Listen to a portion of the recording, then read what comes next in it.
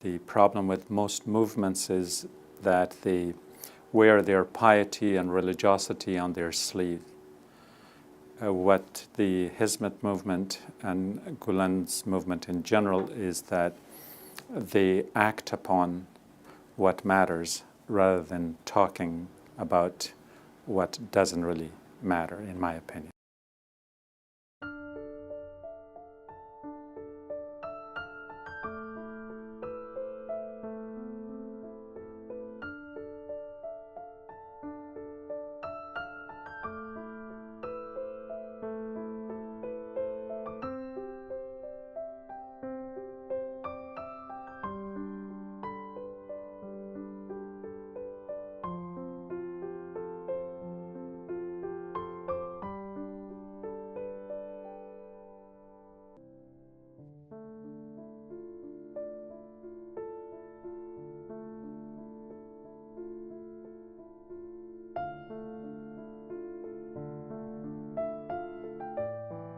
My name is Zaman Stanizai. I teach at the Pacifica Graduate Institute in Santa Barbara, and I'm a political scientist and a linguist by profession, and I also teach the Islamic traditions, primarily Sufism and Tasawwuf in general. I think the Muslim world was waiting for such a movement that would tap onto the core values of Islam as a tradition, rather than Islam as a religion. And the problem with most movements is that they wear their piety and religiosity on their sleeve. What the Hizmet movement and Gulen's movement in general is that they act upon what matters rather than talking about what doesn't really matter, in my opinion, is that talk is cheap, as they say. We are confessional Muslims for the most part, but when it comes to action, a lot of us hold back. And that is a kind of a hypocrisy that could be part of someone's character, but it could also be part of a kind of a group identity, and by group I mean, in this case, Islamic identity. That the Hizmet movement is doing the thing that matters is to serve humanity. And the Prophet had said that the best of you is those whose fruit of labor benefits other human beings. And the fruit of labor is labor. It's service, it's not talk. And I think the Hizmet movement personifies that, not just by the name itself, that it serves humanity, but by action. And I think their greatest virtue is that that service is not limited to any particular religious community. It's universal. And if we claim Islam to be a universal religion, and if we claim that the Prophet was the last Prophet sent to humanity and there is no other, then our focus, our field of operation must include all human beings. And I think that is where Hizmet comes into the forefront as a pioneer, as a model that has to be emulated by many other movements, and that's the only way that I think it will make some difference in the lives of this turmoiled world that we live in. The Prophet had another sunnah, which most people have forgotten. And that sunnah, if I can define it in terms of our 21st century American lifestyle, was the sunnah of the interfaith. The Prophet, in his short life as a head of state in Medina, during a period of roughly 1 decade, was able to communicate with more than 13 heads of states. This was unprecedented for his time, with the limitations on means of communication and all that, but he was able to have an interfaith dialogue at the head of state, at the summit level, He also received missions from various religious communities on the Arabian Peninsula. That will make it an interfaith with, at the tribal level, let's put it that way.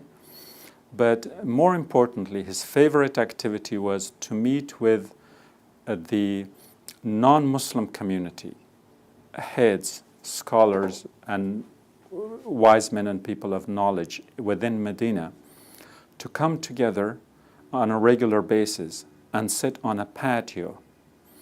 And because of that, the group that was getting together on this patio are called Ashabu Sufa. So that was nothing but an interfaith dialogue, an interfaith discourse, where he exchanged ideas with them, learned from them, and taught them about Islam. This is much more important as a sunnah, not because the Prophet did it, but because we need it so badly in our times. Most of the problems that we experience today in the East-West conflicts and in the South-North conflict, economic and political, they are due to lack of communication. And unfortunately, the Islamic movements, quote-unquote Islamic movements throughout the quote-unquote Muslim world today, they are stuck on traditions that do not necessarily serve us much. And we have ignored completely the greatest traditions that the Prophet exemplified, that if he came to us as mercy to the worlds, as the Quran attests to that, and the worlds is said in plural, وَمَا أَرْسَلْنَاكَ إِلَّا رَحْمَةً لِلْعَالَمِينَ. So when it says Alameen, we could define Alameen at one level, the various communities, because each community has its own Alam to itself. And the Prophet was not sent only to one, but to all of them. And for us to be claiming to be Muslims and followers of the Sunnah of the Prophet, those are the models we have to emulate. Those are the models we have to follow, because the greatest virtue and the greatest reward in it would be that which God has said, that you be kind to people amongst you, so God can be kind to you from high up.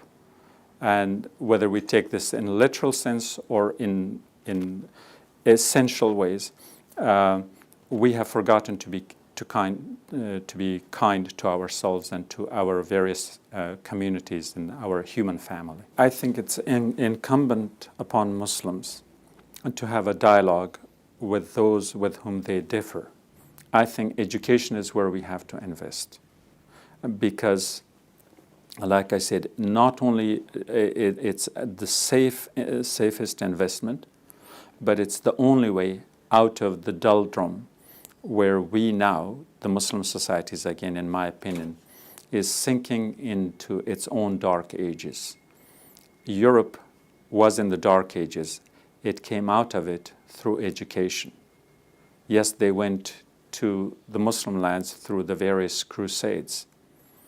The battles of the crusades may have been won or lost, but the battles that they won were those where they learned in what areas were they behind and how to catch up with the Muslim world. I think we can do a role reversal in the 21st century by realizing that the Muslim world is behind because we do not have enough education. The reason our quote-unquote Islamic movements are so backward, so rigid, so xenophobic, so self-centered, is because we don't even know our own religious ways. I give you the example of the sunnahs of the Prophet. Pretty much the same thing applies in respect to our understanding of the Quran. In other words, we have to become educated. Through good education, we can realize and recognize our own true Islamic virtue. So if we become good Muslims, we must go through education, and it has to be public, and it has to be universal. without any restrictions. So that's why if the Hizmet movement or the Gulen movement in general is pursuing social reform through education, I don't think there would be any sound mind to object to that.